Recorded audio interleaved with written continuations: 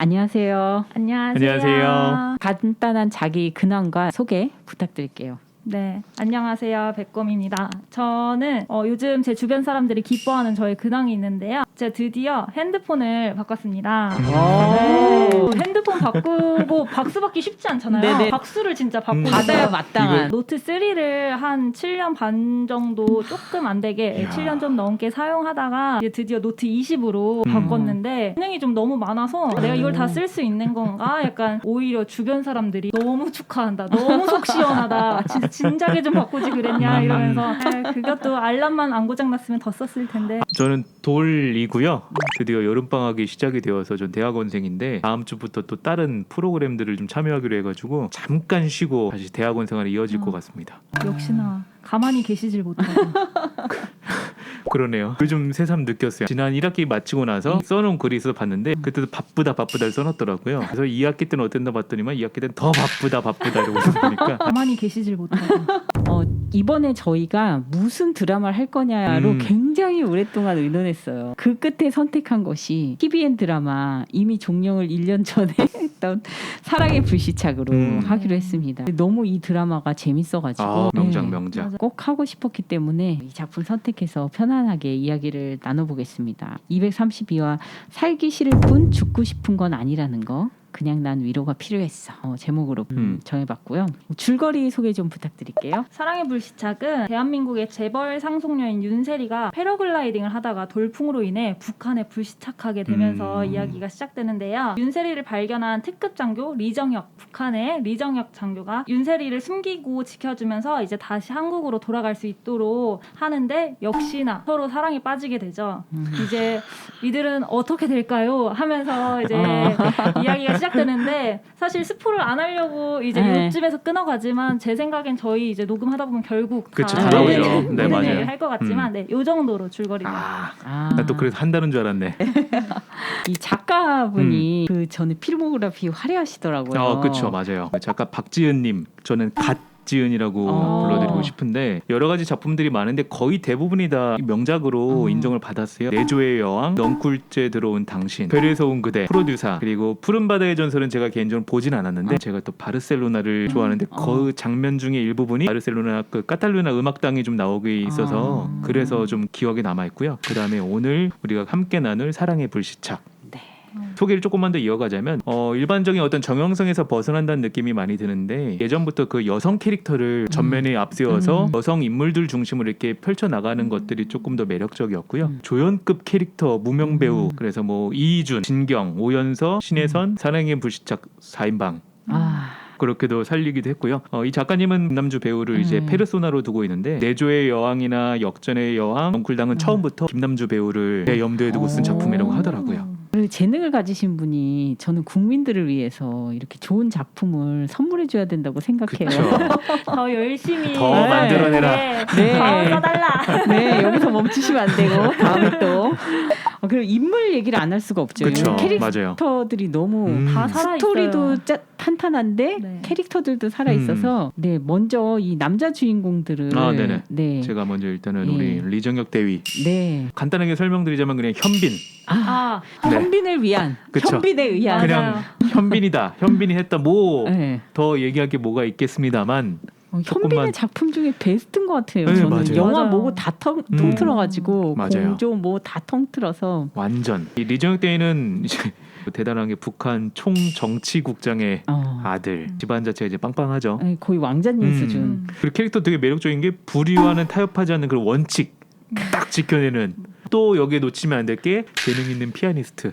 이게 또 이제 윤세리랑 이어지는 그런 복선들이잖아요. 비록 형의 죽음으로 이제 군인이 되긴 했지만 되게 아름다운 스토리들이 좀 이어지기도 하고요. 불시착한 윤세리랑 사랑을 싹 틔우게 되는 뭐 주인공이다. 이 정도로 말씀을 드릴 수 있습니다. 여기에 또 안타까운 인물이 하나 더 있는데 구승준 씨는 조금 안타까운 게 이제 세리랑 결혼할 뻔했던 사이고 뭔가 날티나고 사기꾼적인 기질이 많이 가지고 있지만 나름대로 멋있고 결정적인 감초 역할들을 많이 해주는 그런 인물이었고요. 서단과 조금 이어졌으면 더 좋지 않았을까 아쉬움이 남습니다. 그리고 이 둘과는 조금 다른 분위기 조철강 씨가 있는데요. 꽃제비에서 시작했죠. 네, 꽃제비가 북한의 고아들 거기서 이제 소자 나름대로 꽤 높은 자리까지 올라갔으니까 소령인 거죠 우리나라에. 네. 그 정도면은 아무것도 가진 게 없는 한 인물이 여기까지 올라왔다는 것은 재능은 분명히 있었을 것 같아요. 뭐 여러 가지 계기가 있었겠지만 좀 안 좋은 쪽으로 방향이 좀 틀어지면서 이제 리정혁 대위랑 좀 갈등이 좀 일어나고 끝까지 뭐 갈 때까지 가버린 그런 인물이었습니다. 그 참 어떤 배경에서 자라났느냐가 또 네. 영향을 준 것도 있고 그거를 극복해 나가는 과정에서 구승준 씨는 집안이 망했는데 다시 이렇게 일어나다가 이제 사랑과 정의를 위해서 죽게 그쵸. 되는 그런 사연이고 조철강 씨는 끝까지 악으로 네. 이렇게 버티다가 결국에는 폭망하게 되는. 그렇죠. 맞아요. 네. 이정혁 씨의 형 리무혁이 나오는데 아주 하석진 씨가 네. 연기를 했는데 너무 안타깝죠. 네. 되게 멋있고 이따가 말씀드리겠지만 우리 귀때기 네, 와의 네. 그 나름대로의 우정도 있었는데 그냥 네. 그렇게 네. 사라져버리는. 정의를 위해서 이 조철강 뒤에 이 검은 것들을 캐다가 조철강에게 그쵸. 죽음을 당하는 맞아요. 친구이기도 합니다. 그리고 윤세리, 윤세리와 서단. 서단까지 제가 소개를 시켜드리려고 하는데요. 윤세리는 이제 뭐 재벌가 이남 일녀의 이제 막내딸인데 어떻게든 아버지에게서 뭘 좀 받아 먹으려고 하는 그 오빠들 아 됐다 필요 없다 난 나가서 내가 스스로 하겠다 멋있어. 해서 이제 나가서 세리스 초이스를 만들었는데 성공을 하죠. 그래서 승승장구 하던 와중에 이제 스포츠 의류 테스트를 하려고 패러글라이딩을 한 건데 그리고 마침 그때가 또 아버지에게서 네가 이어받아라라고 얘기까지 들었던 그 오빠들을 타이밍인데 제끼고. 네, 그러니까. 이제 다 인정받았다. 네. 아 만족스러운 그 순간 돌풍과 함께 진짜 올라갔죠. 네. 하늘 높이. 올라가다 아주 불시착을 어. 제대로 했죠. 그래서 북한에서 이야기를 이끌어가는 주인공인데요. 오늘 좀 재밌었던 게 윤세리가 재벌가 딸이고 계속 승승장구 했었잖아요. 그런 삶답게 북한에서도 위축되지가 않는 거예요. 맞아. 지금은 당당해. 우리나라가 지금쯤이면 발칵 다 뒤집혔을 거예요. 그렇죠. 난리 맞아요. 났죠. 사실 도움이 없이는 혼자 나가기가 어려울 텐데도 되게 당당해. 어쩜 저렇게 막 당당하게 구해달라고 맞아. 얘기하지라는 생각이 들 정도로 굉장히 당당했던 부분이 저는 좀 인상이 깊었습니다. 네. 그리고 서단은 어머니가 평양 최고급 백화점의 사장이에요. 이하게 자랐는데 평양에 두는 내가 싹쓸이. 그쵸. 평양에 김명훈 씨. 딸라는다 내가 싹쓸이 한다는 거. 너무 좋아. 맞아요. 첼로 전공으로 러시아에서 유학했다가 이제 10년 만에 돌아왔는데 리정혁의 약혼녀 한 8년 정도 네. 기다렸죠. 네. 그리고 리정혁을 짝사랑하고 있고 그래서 당연하게 결혼을 고등학교 할 때부터. 거라고. 네, 그쵸. 당연하게 결혼을 할 거라고 생각하고 있었는데 이분은 결국 마지막 네. 구승준과 이어지지 못하고. 속상해 지금 또 네. 들으니까. 근데 개인적으로 서단 씨 연기한 서재 네. 배우가 너무 예쁘게 나오는 거예요. 드라마에. 저 감탄하면서 그러니까. 너무 예쁘다. 너무 맞아. 예쁘다 이러면서.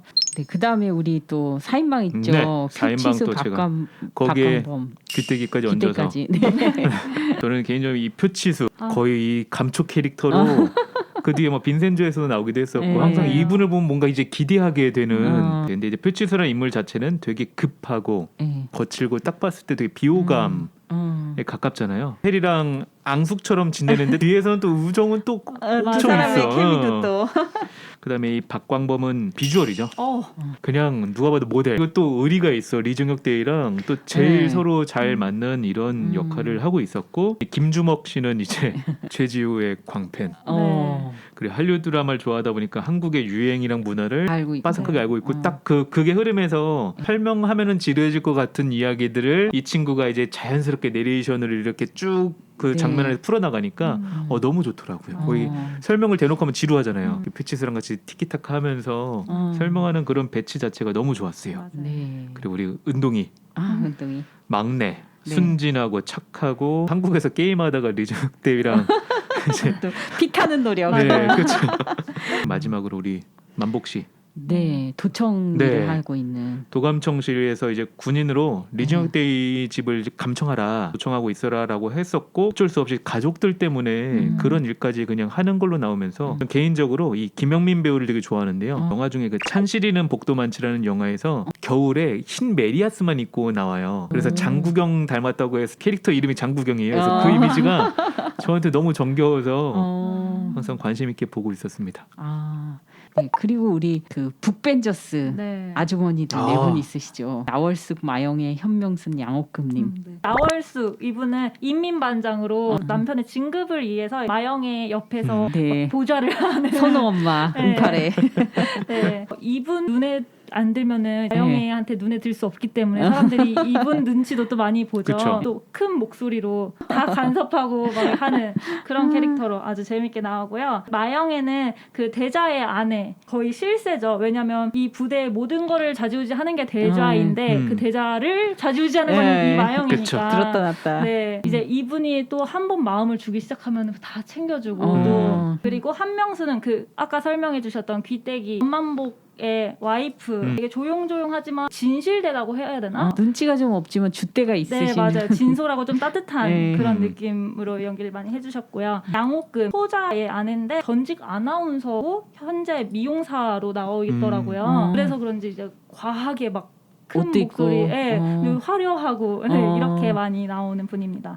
이분들이 되게 인상 깊었던 거는 뇌물 받으면 그거에 되게 좌지우지하고 이런 것 같지만 대자가 잡혀가서 마영애가 집에서 근신하면서 있을 때 그걸 도와주면 사실 다들 위험에 처하는 그 상황일 때 이 북베저스 이분들이 몰래 거기 너 왜 가려고 그러냐, 거기 가면 너 잘못되는 거 모르냐, 막 서로 이렇게 말을 하면서도 정작 자기는 몰래 밤에 가서 그러니까. 챙겨주고 근데 다 모이게 되잖아요. 네. 거기서 좀 되게 많은 정을 느꼈어요.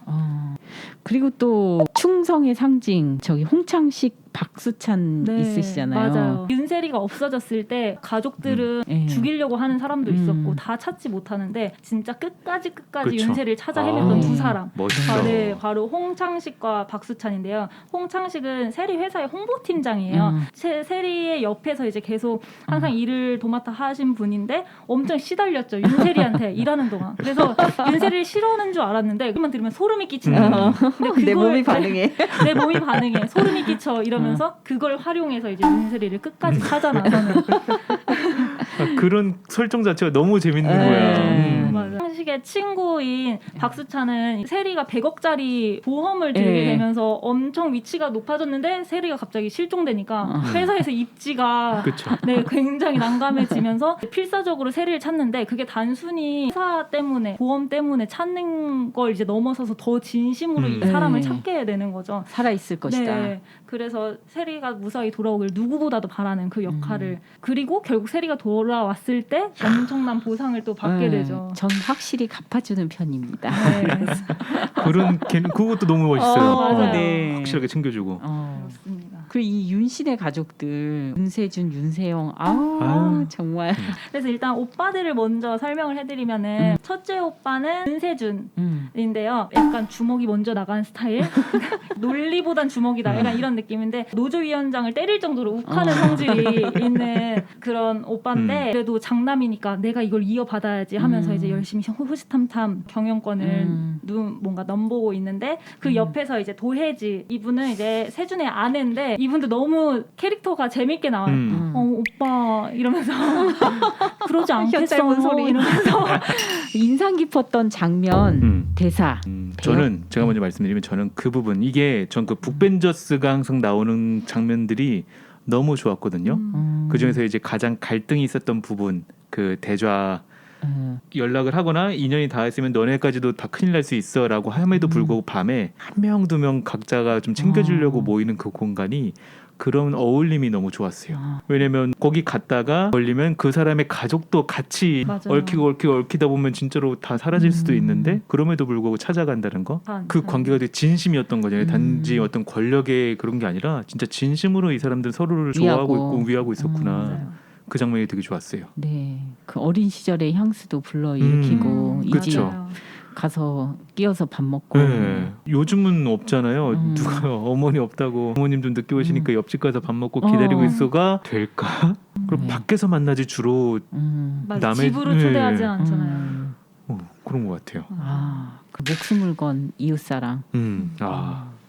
이웃 사촌이란 말이 그때는 있었는데 네. 지금은 그러네요. 이웃 사촌이란 말이 없네요. 그러네요. 옛날에는 진짜 많이 썼는데 저는 윤세리가 이제 병원에서 내가 있으면 위험해질까봐 피해서 이제 구승준을 따라갔다가 리정혁을 통해서 한국으로 돌아가는 게 리정혁한테 피해가 될 수 있겠다라는 생각에 리정혁을 끊어내야겠다라고 하면서 리정혁한테 모진 말을 하는 그 장면이 되게 인상 깊은데 리정혁이 엄청 추운 겨울날 아픈 몸을 이끌고 거기까지 가서 윤세리를 드디어 만났는데 윤세리가 마음 아프게 이제 막 잘라내잖아요. 나 이제 구승준한테 프로포즈 받았고 나 이제 구승준이랑 가기로 했으니까 하면서 잘라내는데 리정혁이 이 사람이 이게 진실이든 거짓이든 그거를 어떻게 파헤치거나 소유하거나 이렇게 하는 게 아니라 어떻게든 울고 있는 이 윤세리가 안 울었으면 하는 그 마음 그게 너무 인상 깊어서 알겠으니까 울지 마시오 이렇게 얘기하는데 너무 사랑이 느껴지는 거예요. 아 이게 사랑이구나라는 생각을 정말 많이 했고 드라마에서 많은 사랑 이야기들을 다루고 있는데 유독 불시착에서 되게 사랑을 느꼈어요. 저는 그래서 그게 가장 대표적인 장면이 이거였던 것 같고 대사가 뭐라고요? 알겠으니까 울지 마시오 이러면서 알겠으니까 울지 마. 연습하시는 거죠. 외워놔야 돼. 빨리 남자분들 써먹어야 잘 기억하세요. 뭐라 한 번만 더 까먹었어 또. 알겠으니까 울지 마시오. 오케이, 알겠으니까 울지 마세요. 맞아요. 일단은 이 사람이 울지 않고 힘들지 않았으면 좋겠다고 생각하는 그 마음이 너무 잘 느껴져서 정말 인상 깊었던 장면이었습니다. 아, 네. 저는 이제 나중에 그리움이라는 한정판을 받고서는 잘 갔겠지.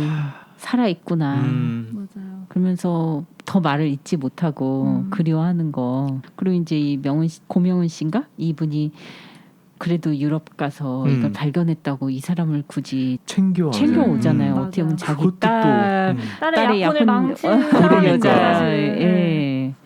그것도 멋있어. 예. 맞아요. 이산 가족이라고 대놓고 이야기를 하지 않았지만 그런 만한 느낌을 그리움이라는 느낌을 되게 잘 표현한 것 맞아요. 같다고 좀 느껴지거든요. 아, 네. 여기 그 대사를 제가 그래서 베껴왔어요. 살기 싫을 뿐 죽고 싶은 건 아니라는 거. 그냥 난 위로가 필요했어. 그래도 살아도 된다고 살아야만 한다고 누가 말해주면 좋겠더라. 그런데 그때 그 대답처럼 그 음악이 들렸어. 리정혁이 형만을 위해서 작곡했는데 형이 들을 형이 없어져서 그러니까. 마지막으로 그 부두에서 연주했죠. 살아도 된다고 꼭 살아내라고 위로해주는 것 같아. 또 감동. 들을 사람이 없는 마지막 연주였는데 그걸 들은 사람이 또 살려고 힘을 내고 이게 또 인생 같은 생각이 들었고 그리고 여러 번 또 리정혁이 막 위로해 주잖아요. 내일 만날 것처럼 오늘을 하루를 잘 살아내라고 말을 남기는데 재밌기만 한 게 아니라 위로를 주려고 애를 많이 맞아요. 썼던 드라마라는 생각이 들더라고요. 참 고마운 드라마. 네. 그러면 저희 방송 이어서 계속 잘 봐주시고요. 마지막 질문. 운명을 믿으시나요? 저는 믿습니다. 저는 잘 모르겠어요. 운명. 좋은 상황이라면 운명. 네. 아니면 운명이 아닌 걸로. 근데 자꾸 운명처럼 얽히지만 이게 나를 너무 힘들게 하고 관계가 파괴적이라면은 잘 지나가도록 그쵸. 해야지 그걸 굳이 또 막 그걸 다 끌어안고 네, 이럴 맞아요. 필요는 없죠. 필요는 그럴 땐 포기하는 게 운명이죠. 네. 그렇게 해서 정말 행복하고 건강한 맞아요. 운명들을 계속 개척하시기를 응원드리겠습니다. 다음 화에서 뵐게요. 안녕. 안녕히 계세요.